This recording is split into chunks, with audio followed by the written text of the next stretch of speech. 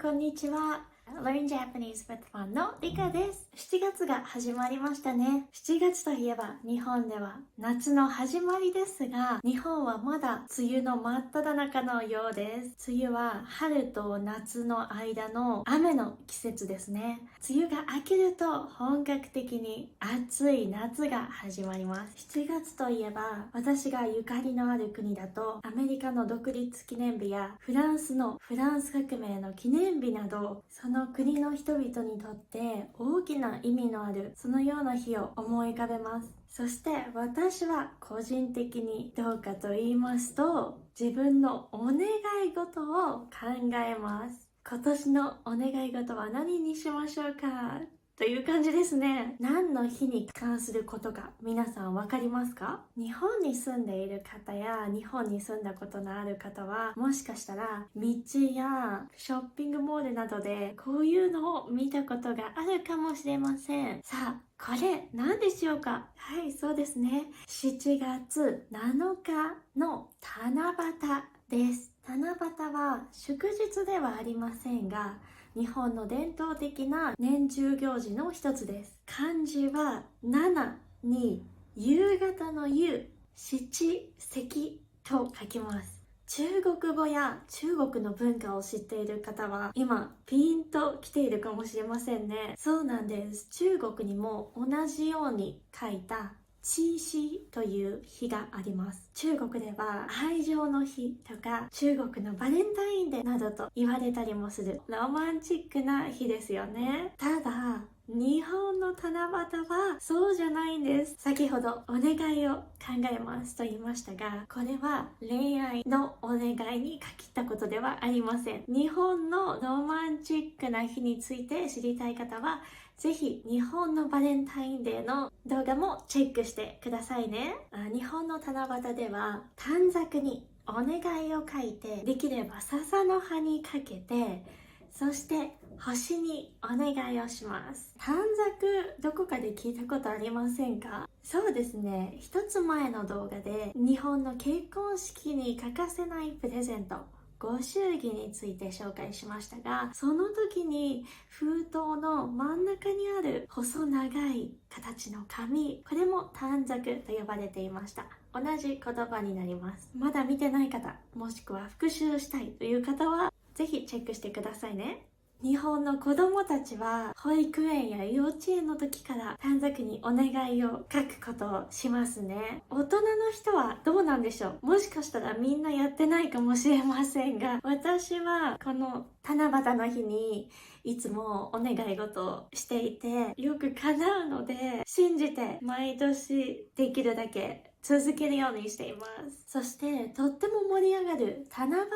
祭りも日本のいろいろなところで開催されますので、こちらは年齢に関わらずに遊びに行って楽しむことができます。さあ、いろいろ疑問がありますよね。なんで七夕って読むんでしょうか？これは普通の読み方ではないですね。しかもなんでお願いをするんでしょうか？さあ、この中国の七夕と日本の七夕、この漢字が共通するのにはもちろん理由があります。これはもともと中国で旧暦の7月7日にお祝いされる中国の七夕、七夕が奈良時代、平安時代のあたりに日本に入ってきて、そして日本古来の七夕と呼ばれるみそぎ、神道の行事があって、それが組み合わさって日本の七夕という今ある行事、そしてこの漢字と読み方の組み合わせができたそうなんです。この中国から日本に伝わった中国の神話、日本でもよく知られています。空の上、天の世界に織姫と彦星がいました。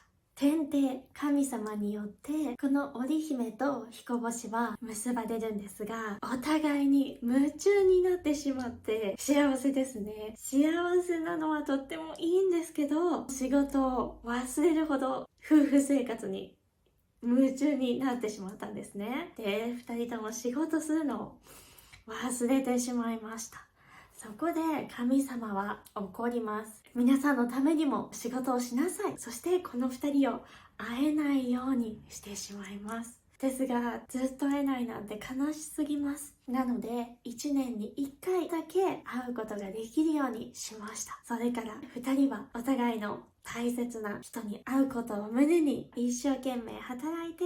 そしてこの1年に1回だけ会うことができるようになりました。とてもざっくりした話ですが、古い神話であることもあり、細かいところは諸説あります。すごいのが、この織姫、彦星、どちらも実在する星なんですね。織姫さんはこと座のベガという星です。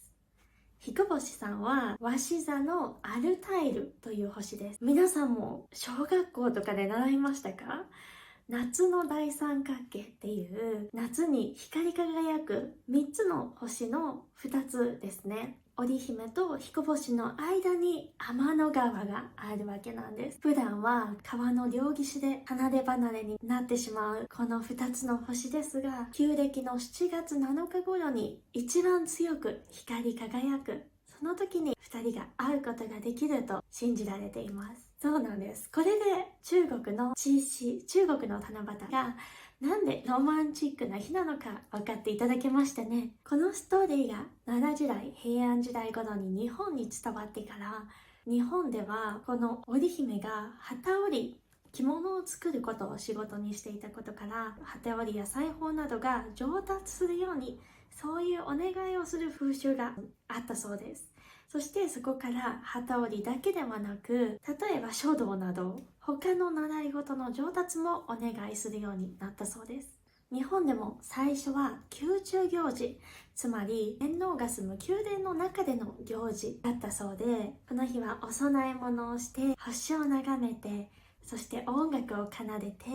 神聖な儀とされている火事の葉に歌を書いてお願い事をしたそうです。そして江戸時代になると五節句という季節の節目を祝う年中行事の一つになったので、江戸幕府公式の行事となって庶民の間にも広まりました。そして全国的に野菜や果物をお供えして詩や歌、そして習い事の上達を願う行事がされるようになったそうです。この頃から葉っぱではなく短冊にお願い事が書かれるようになって、笹に吊るして星に祈る、そういう祭りへと変わっていったと言われています。笹は竹ですので、冬でも緑、そしてまっすぐということで神聖で、そして神が宿るとも言われていたそうです。そしてその風習がなんと今でも受け継がれているということなんです。すごくありませんか？これを聞いて日本の七夕に興味が出たという方、ぜひお祭りも見てみてください。日本三大七夕祭りというのがあってですね、